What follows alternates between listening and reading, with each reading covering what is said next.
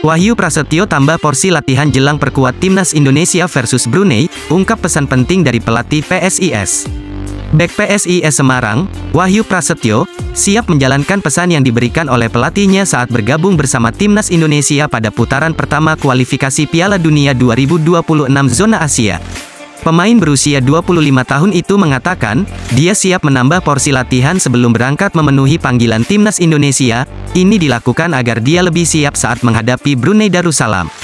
Kalau persiapan khusus, paling saya menambah porsi latihan sedikit buat kedepannya agar bisa lebih siap saat menghadapi Brunei Darussalam, kata Wahyu Prasetyo.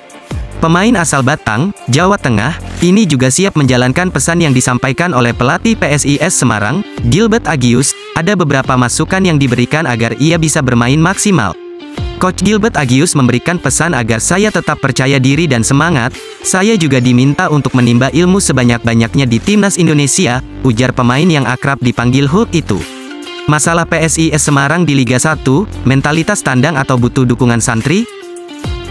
PSIS Semarang harus lebih maksimal lagi dalam partai tandang di Liga 1 2023-2024 dan selaku pelatih Gilbert Agius dituntut mencari solusinya.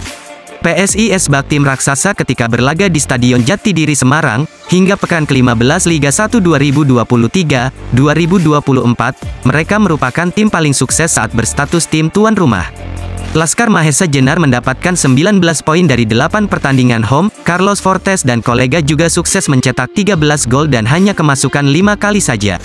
Namun, situasi ini berbanding terbalik saat harus away ke markas lawan. PSIS seperti tim yang kehilangan taringnya dengan hanya meraih 5 poin dalam 7 partai tandang. Gawang Adi Satrio dan Rizky Darmawan juga kebobolan 11 gol dan hanya mencetak 8 gol. Gelandang PSIS Semarang, Septian David Maulana, juga dibuat bingung dengan situasi ini. Yang pasti memang ada sedikit perbedaan. Saat di kandang, kita ada support dari supporter, dari keluarga, jadi ada motivasi khusus.